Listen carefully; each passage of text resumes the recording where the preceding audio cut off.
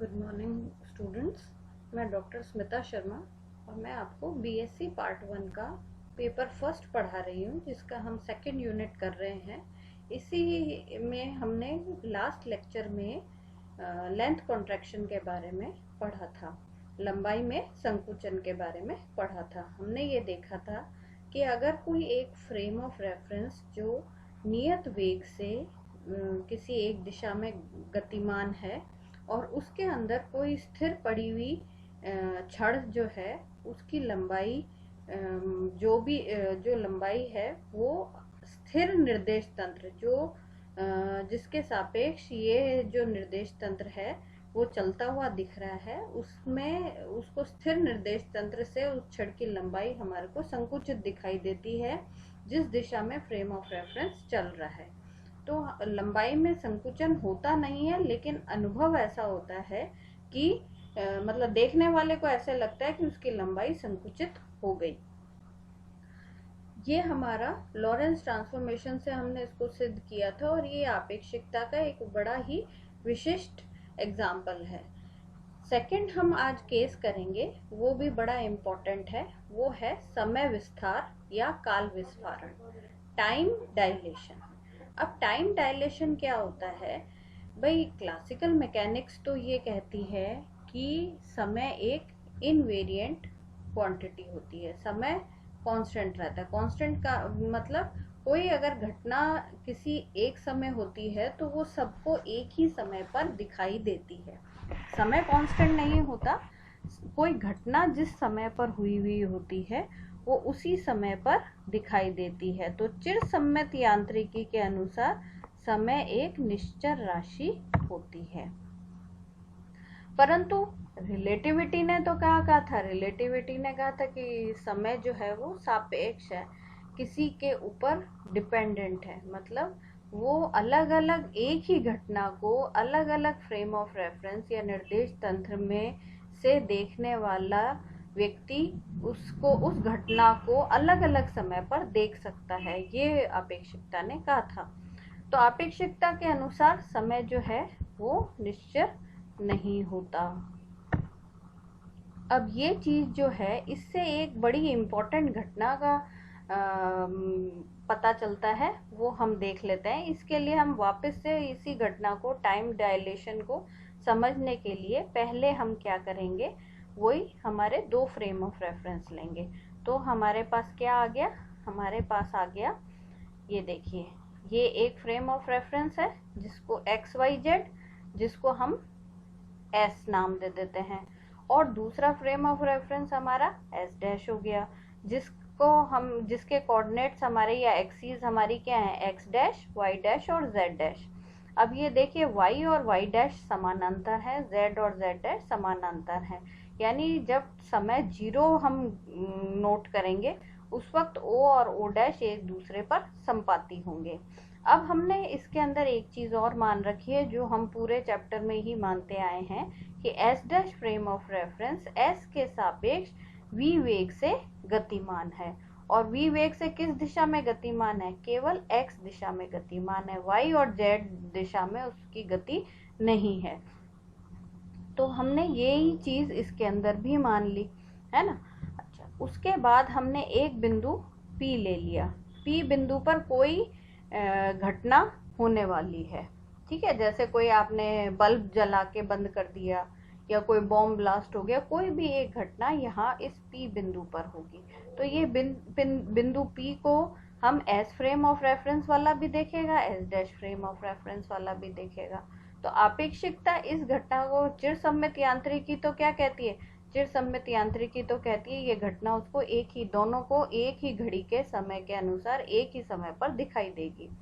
हम आपेक्षिकता का सिद्धांत के अनुसार सिद्ध करके देखेंगे कि क्या ये एक ही समय पर दिखाई देगी या अलग अलग समय पर दिखाई देगी। ये हम इसके अंदर अभी देख लेंगे और कैसे क्या अंतर आएगा उसके अंदर। तो हमने वही ले लिया कि S निर्देश तंत्र है और S' निर्देश तंत्र है, और S' X अक्ष के अनुदिश V नियत वेग से गतिशील है, कांस्टेंट वेलोसिटी से। S' is moving along X axis with constant velocity V। और इनिशियली प्रारंभ में समय जो है वो t equal to T dash is equals to 0 है। Initially both the times are 0 and both the origin are coincident, संपाती हैं। दोनों जो मूल बिंदु हैं वो संपाती हैं, दे आर कोइंसिडेंट। और s व s डैश निर्देश तंत्र के संगत अक्ष समानांतर हैं। दोनों एक्सिस जो हैं दे आर पैरेलल। अब हमने क्या मान लिया, वही बिंदु P मान लिया। बिंदु P स्थिर है, मतलब बिंदु P नहीं चल रहा हमारा, वो खुद स्टेशनरी है, जिसका निर्देशांक x डैश है। तो हमने क्या करा है, s dash frame of reference पहले ले लिया। जैसे मान लो कोई जेट प्लेन चल रहा है, उसके अंदर कोई एक चीज रखी हुई है, बैग रखा हुआ है, तो वो बिंदु P है ना। तो वो उसके जो कोऑर्डिनेट्स हैं s डैश में से देखने पर उसके कोऑर्डिनेट्स x डैश हमें दिखाई दे रहे हैं। तो इस फ्रेम ऑफ रेफरेंस में अगर हम कहेंगे, देखेंगे, तो हमें क्या लगेगा कि वो एक स्टेशनरी पार्टिकल है, ठीक है। लेकिन s वाले फ्रेम वाले को कैसा लगेगा, s वाले फ्रेम को लगेगा कि वो चल रहा है, किस वेलोसिटी से, v वेलोसिटी से चल रहा है, ठीक है। अच्छा, अब हमने क्या करा, x डैश पर दो घटनाएं t1 डैश व t2 डैश समय पर घटित होती है। मान लो P बिंदु पर हमने एक घड़ी रख दी है ना, तो घड़ी की पहली जो टिक है, टिक टिक करती है ना घड़ी, तो पहली जो टिक है वो हमने टाइम नोट करा उसका, वो t1 डैश था, और उसकी सेकंड टिक जो है वो t2 डैश पे है। तो एक घटना जो टिक टिक, दो टिक के बीच का जो समय है वो हमने t1 डैश और t2 डैश नाप लिया। उससे भी प्रिसाइज घड़ी हमने ले ली, एक सिंपल हमने कोई आवाज करने वाला इंस्ट्रूमेंट ले लिया और उसका हमने दो टिक के बीच का अंतर हमने t1 डैश और t2 डैश ले लिया। तो वो हमने कोई घटना मान ली, कोई इंसिडेंट मान लिया जो कि उस समय पर घटित हो रहा है, और हम नाप भी s डैश फ्रेम में बैठ के ही रहे हैं। चूंकि दोनों घटनाओं के लिए s डैश निर्देश तंत्र में एक ही घड़ी का उपयोग किया जाता है, अतः दोनों घटनाओं के मध्य इस समय अंतराल को उपयुक्त या उचित समय अंतराल कहते हैं। अब क्योंकि आप क्या किस में बैठे हुए हो, s dash frame of reference में। s dash frame of reference में हमने घड़ी को रख रखा है, जिसके हम जो घटना हम देख रहे हैं वो घटना भी इसी फ्रेम में हो रही है। तो हमने पहले भी कल भी डिफाइन किया था कि ऐसा फ्रेम ऑफ रेफरेंस हमारा क्या होता है, प्रॉपर फ्रेम ऑफ रेफरेंस होता है, यानी उचित निर्देश तंत्र होता है। तो s डैश एक उचित निर्देश तंत्र है, और इसमें जो हमने समय अंतराल निकाला है, टाइम इंटरवल निकाला है, वो भी हमारा क्या कहलाएगा, प्रॉपर टाइम इंटरवल, उचित समय अंतराल कहलाएगा। और उसको हम t0 से, जैसे हमने उसके अंदर उचित लंबाई को l0 लिया था, यहाँ पे उचित समय अंतराल को हमने t0 कह दिया। अब t0 का मान निकाल लेते हैं। तो t0 का मान क्या होगा, समय अंतराल है तो t2 dash minus t1 dash हो जाएगा, ठीक है। तो ये हमारा उचित समय अंतराल निकल गया। ये चीज ध्यान रखने की है, कई बार ये डेफिनेशन ही पूछ लेते हैं, उचित समय अंतराल को परिभाषित करो, तो ये आपको ध्यान होना चाहिए कि ये उचित समय अंतराल कहाँ पर होता है। अब क्या होगा, अब इसी घटना को बिंदु P पर हो रही है ये घटना, अब इसी घटना को S फ्रेम में बैठा हुआ कोई व्यक्ति इस घटना को टाइम नोट करता है। तो पहली टिक सुनाई दी, उसने टाइम नोट कर लिया, दूसरी टिक सुनाई दी, उसने टाइम नोट कर लिया। अब उसके हिसाब से ये P बिंदु V वेग से चल रहा है, ठीक है। तो उसने भी टाइम नोट कर लिया, मान लो उस टाइम को हम कह दें t1 और t2। तो S फ्रेम ऑफ रेफरेंस में, S निर्देश तंत्र में t1 और t2 पर वही घटना घटित होती हुई दिखाई दे रही है। अभी हम ये नहीं कह रहे कि ये टाइम अलग है या सेम है, हमने मान लिया कि अलग अलग फ्रेम में नोट कर रहे हैं, तो हम अलग अलग उनको नोटेशंस दे दिए। तो अब हम इसमें भी समय अंतराल निकालेंगे। तो मान लो इसमें जो समय अंतराल है वो कैपिटल T ले लिया हमने, तो कैपिटल T ले लिया, तो T का मान क्या हो जाएगा, t2 माइनस t1 हो जाएगा। तो अब हमारे पास दो समीकरणें आ गई, फर्स्ट और सेकंड, ठीक है। अब हमारे को इन दोनों के बीच में संबंध निकालना है जैसे, तो इसके लिए हम क्या काम में लेंगे, इसके लिए हम लॉरेंस ट्रांसफॉर्मेशन काम में लेंगे। अब इसके अंदर हमने एक चीज पढ़ी थी कि लॉरेंस ट्रांसफॉर्मेशन इक्वेशंस जो होती हैं वो हमने जो निकाली थी वो ऐसे निकाली थी, एक्स डैश बराबर gamma x minus we T, कुछ इस तरीके से निकाली थी। और मैंने कहा था कि हम इसका व्युत्क्रम भी निकाल सकते हैं। मान लो आपको एस डैश फ्रेम के रेफरेंस के कोऑर्डिनेट्स पता हैं और आप एक्स वाई जेड निकालना चाहते हैं, तो हम उसका व्युत्क्रम लॉरेंस ट्रांसफॉर्मेशन काम में ले सकते हैं। और उसका मान कुछ कैसे होगा, उसके अंदर सिंपली जो माइनस साइन है वो आपकी वेलोसिटी जो है वो नेगेटिव हो जाती है। तो नेगेटिव वेलोसिटी मतलब भाई एस डैश फ्रेम को अगर आप स्टेशनरी मानोगे तो एस फ्रेम आपको कैसे चलता हुआ लगेगा, माइनस वी वेलोसिटी से चलता हुआ लगेगा। भाई आप इस डायग्राम में देखिए, इस डायग्राम में अगर मैं इसको स्टेशनरी मानूंगी तो मेरे को ये जो है इसके सापेक्ष माइनस वी वेग से चलता हुआ दिखाई देगा। तो हमने क्या कहा था कि वही सारे लॉरेंस ट्रांसफॉर्मेशन काम में आ सकते हैं, लेकिन वेलोसिटी को आप माइनस वी लिख दीजिए प्लस वी की जगह। तो उस आधार पर हमने एक्स का मान अगर हम निकालना चाहते हैं तो हमारा क्या आ जाएगा, gamma x plus we T. इस प्रकार से हमने व्युत्क्रम लॉरेंस ट्रांसफॉर्मेशन निकाल लिए थे। हम उन्हीं का यहाँ पर उपयोग करेंगे। तो आपका उपयोग कैसे हो रहा है ये देखिए। हमने क्या करा, एस निर्देश तंत्र में T1 व T2 पे हो रहा है, इनकी स्थिति सामान्य प्रेषित होगी, अतः समय के व्युत्क्रम लॉरेंस रूपांतरण समीकरण हम लगाते हैं। तो देखिए T1 T का क्या था लॉरेंस रूपांतरण, gamma T plus V X dash upon C square, वो मैंने यूज कर लिया। अब T1 है इसलिए यहाँ पर भी T1 हो जाएगा, बाकी कोऑर्डिनेट्स बदलेंगे नहीं, कांस्टेंट हैं सारे। ऐसे ही हम T2 को भी लिख लेते हैं। T2 को हम कैसे लिख लेंगे, gamma T2 dash plus V X dash upon C square. ठीक है, अब हम इनके मान यहाँ रख देते हैं, रख दीजिए। गामा आपको पता ही है 1 upon under root 1 minus V square by C square है। तो हम दोनों को आपस में घटा देते हैं, घटा के और यहाँ पर T निकल जाएगा, तो घटा लो। घटाने के बाद देखो ये मान तो एक जैसे से हैं, इसलिए ये कट जाएंगे, केवल ये मान रह जाएंगे। तो आप इसको देख लीजिए कैसे आ रहा है, ये आ जाएगा T2 माइनस T1 बराबर gamma T2 dash minus T1 dash.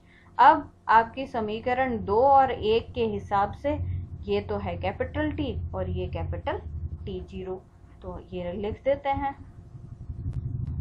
लिख दिया T बराबर गामा T0 लिख दिया। इसको अगर आप गामा को वैसे लिखेंगे तो T0 upon under root 1 minus V square by C square लिख दिया हमने, यहाँ पर गामा का मान लिख दिया, है ना। अब हमारे पास क्या आ गया, ये हमारे पास समय का एक ही घटना को अलग अलग फ्रेम ऑफ रेफरेंस में देखने पर हमारे को T और T0 का संबंध आ गया। अब हम इसको डिफाइन करते हैं, तो इसको डिफाइन कैसे करेंगे ये देखिए। हमें पता है कि under root 1 minus V square by C square का जो मान है वो हमारा एक की तुलना में काफ़ी छोटा होता है, यानी gamma is very small, gamma is not small, 1 under root 1 minus V square by C square is very small than 1। तो हम क्या कह सकते हैं, अगर ये एक से छोटी राशि है तो क्या होगा, डिनोमिनेटर जो है वो छोटा हो जाएगा। डिनोमिनेटर छोटा हो जाएगा, इसका मतलब क्या हो गया, T का मान T0 की तुलना में बड़ा होगा। ठीक है, तो इसका मतलब क्या हो गया, इसका मतलब जो घटना हम चलते हुए फ्रेम ऑफ रेफरेंस में देख रहे हैं उस घटना को होने में जितना समय लगा है, अगर उसी घटना को कोई रुके हुए फ्रेम ऑफ रेफरेंस से देख रहा है तो उसको वो घटना ज्यादा लंबे समय तक होती हुई दिखाई देगी। जैसे कोई आपके बॉम्ब ब्लास्ट हो रहा है तो उसका जो टाइम पीरियड है वो आपको चलते हुए, अगर चलते हुए फ्रेम ऑफ रेफरेंस में कोई बॉम्ब ब्लास्ट हुआ है तो वहां पर तो उसका जो टाइम ड्यूरेशन है वो बहुत छोटा दिखाई देगा, और उस रुके हुए फ्रेम ऑफ रेफरेंस से देखने वाले को वो जो टाइम है, वो जो घटना है वो लंबे समय तक दिखाई देगी। तो ये हमारा एक इम्पॉर्टेंट कंक्लूजन आ गया कि टाइम जो है वो डायलेट हो जाता है, समय जो है वो विस्तारित हो जाता है। अर्थात किन्हीं घटनाओं के मध्य समय अंतराल उपयुक्त निर्देश तंत्र में यदि t0 है तो अन्य जड़त्वीय निर्देश तंत्र जिसमें गतिशील प्रेषित होगी यह समय अंतराल t से अधिक होगा। इस घटना को समय विस्तार या काल विस्फारण या टाइम डायलेशन कहते हैं। ये एक इम्पोर्टेंट चीज हमारे पास आ गई। अब इसका एक इन्होंने एग्जाम्पल भी दिया है कि इसका मतलब क्या हो गया। एस डैश निर्देश तंत्र में घड़ी की टिक टिक के मध्य समय अंतराल अगर 1 सेकंड है, जैसे हमारी जो घड़ी है उसमें सेकंड वाली सुई टिक टिक करती है ना, तो हर सेकंड में एक एक एक एक जाती है। तो एस डैश फ्रेम में वो हमारे को 1 सेकंड अगर हम टाइम नोट कर रहे हैं तो उसी घटना को अगर एस फ्रेम वाला नोट करेगा तो उसको घड़ी धीरे चलती हुई दिखाई देगी, समय उसको धीरे चलता हुआ दिखाई देगा। अब इसका एक बड़ा अच्छा एक्सपेरिमेंटल वेरिफिकेशन है भाई। अब ये तो हमने थ्योरेटिकली वेरीफाई किया है, कई बार दिमाग में आता है कि ये वास्तव में होता भी है, मनगढ़ंत बातें हैं। तो इसके लिए साइंटिस्ट ने काफ़ी प्रयास के बाद इसका एक एक्सपेरिमेंटल वेरिफिकेशन भी निकाल लिया था। तो प्रायोगिक सत्यापन हमारे पास मौजूद है, वो हम देख लेते हैं कैसे किया उन्होंने। बड़ा ही अच्छे से तरीके से उन्होंने समझाया है इसी घटना को। अब इस प्रायोगिक सत्यापन में उन्होंने क्या क्या ले लिया। सबसे पहले ध्यान रखिए, इसके अंदर पॉजिटिव धन आवेशित पॉजिटिव पाई प्लस मीजोन काम में लिया हुआ है। इस प्रैक्टिकल को करने के लिए हमने कौन सा लिया, ये एक एलिमेंट्री पार्टिकल है। जैसे आपने प्रोटॉन, इलेक्ट्रॉन, न्यूट्रॉन ये पढ़ रखे हैं ना, ऐसे ही बहुत सारे एलिमेंट्री पार्टिकल्स हैं जो बनते हैं, जो न्यूक्लियर रिएक्शंस के अंदर बनते हैं, डिके होते हैं, ट्रांसफॉर्म होते हैं और अलग अलग न्यूक्लियर रिएक्शंस में सहायक होते हैं। इनको हम सबको एलिमेंट्री पार्टिकल कहते हैं। पार्टिकल फिजिक्स एक अलग है, जिसमें बहुत सारे पार्टिकल्स जो इलेक्ट्रॉन, न्यूट्रॉन, प्रोटॉन के अलावा भी बहुत सारे पार्टिकल्स हैं जो अलग अलग न्यूक्लियर रिएक्शंस में बनते हैं, डिके होते हैं, किसी दूसरे में ट्रांसफॉर्म हो जाते हैं। तो उन्हीं में से एक पार्टिकल है जिसका नाम है मीजोन।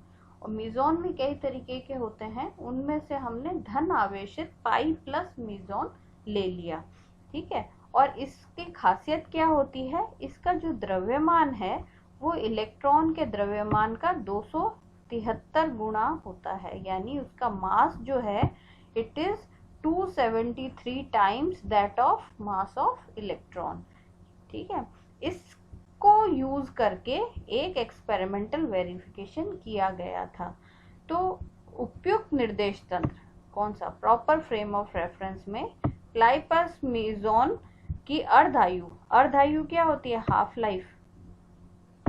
लाइफ वो होती है जिसमें वो समय, जिसके समय अंतराल जिसमें जो कोई एलिमेंट है वो उसके अंदर जो अणुओं की संख्या है, मॉलिक्यूल्स की या एटम्स की संख्या है, वो पूर्व से आधी रह जाती है, उसको हम हाफ लाइफ कहते हैं।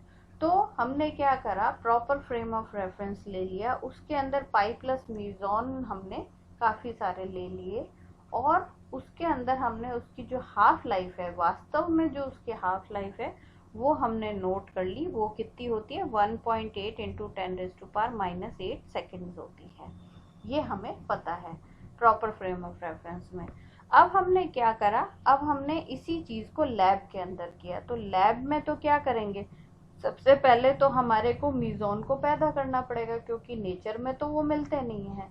तो सबसे पहले कैसे करा, हमने एक एक्सेलरेटर लिया, त्वरित्र लिया।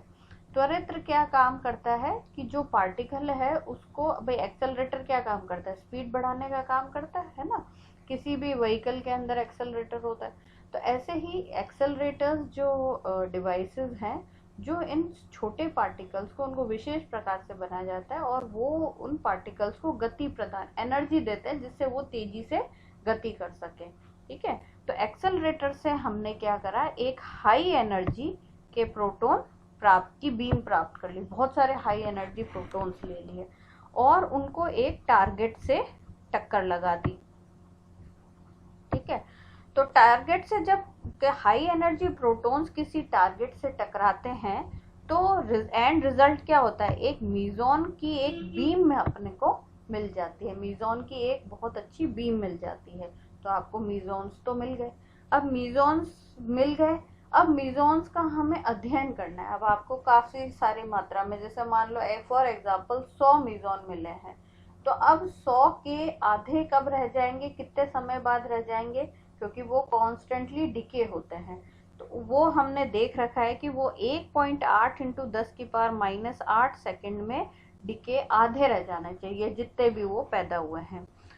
तो क्या प्रयोगशाला में उत्पन्न पाई प्लस मीजॉन का एक तो वेग जो है वो 0.99 c था, तो इसलिए हमारा जो आपेक्षिकता का सिद्धांत है वो इस पे लग सकता है, क्योंकि इसकी जो वेलोसिटी है वो अप्रोक्सीमेटली इक्वल टू c है। और इसका जो मतलब मीजॉन पुंज के जो अंदर मीजॉन्स की संख्या है उसको हम फ्लक्स कहते हैं। इस फ्लक्स को दो स्थानों पे नापते हैं, जो 30 मीटर की दूरी पे रखे, यानी आपके पास क्या है, यहाँ से आपकी बीम बनना शुरू हुई और ये यूं बीम जारी है आपकी। ठीक है, कुछ इस तरीके से बीम जारी है। आपने क्या करा, यहाँ पर एक डिटेक्टर लगा दिया जो यहाँ तक आने वाले मीजॉन्स की संख्या को नाप रहा है। फिर उसके बाद आपने क्या करा, एक डिटेक्टर और लगा दिया और यहाँ से यहाँ पर नापा और फिर यहाँ पर आने वाले मीजॉन्स को नाप लिया। यहाँ पर आने वाले मीजॉन्स को भी हमने नाप लिया, है ना। तो और इन दोनों के बीच की जो दूरी है वो हमने कितनी रख ली, वो हमने 30 मीटर्स रख ली।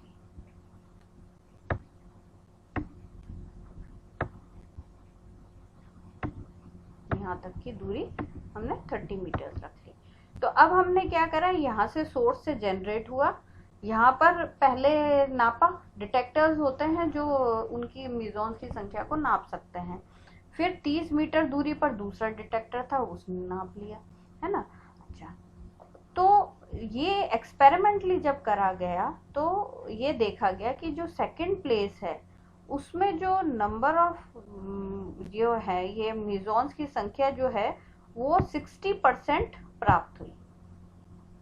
तो अब इसको हमने, ठीक है, ये तो एक्सपेरिमेंट हमने कर लिया, अब इसको हम हमारे जो थ्योरेटिकल रिजल्ट्स हैं उनके साथ तुलना करते हैं। तो तुलना करा तो हमने क्या करा, 30 मीटर की दूरी तय करने में लगा समय निकाला। तो समय क्या होगा, समय होगा डिस्टेंस अपॉन वेलोसिटी। तो डिस्टेंस है 30 और वेलोसिटी है अप्रोक्सीमेटली है, तो 3 × 10⁸ कर दिया।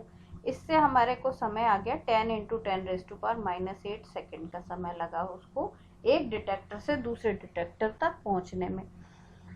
अब ये जो समय है, ये अगर हम इससे तुलना करें 1.8 × 10⁻⁸, तो ये क्या है, ये समय जो है वो अर्ध आयु का लगभग 5.6 गुना है। ठीक है, ये जो समय है इससे ये 5 टाइम्स है, अप्रोक्सीमेटली 6 टाइम्स है। तो इसका मतलब क्या होना चाहिए, इसका मतलब ये होता है कि 1.8 में तो मीजॉन्स की संख्या आधी रह गई, है ना। तो इतने समय बाद कितनी रह जाएगी, इतने समय बाद 1/2 अपॉन रेज़ टू पावर 5.6 हो जानी चाहिए। तो ये अगर हम कैलकुलेट करें, अगर हम उसको कैलकुलेट करते हैं, सिंप्लीफाई करते हैं, तो इसके हिसाब से तो जो सेकंड डिटेक्टर है वहां तक फ्लक्स 2% ही रह जाना चाहिए था, लेकिन प्राप्त तो हमें 60% हुआ, है ना।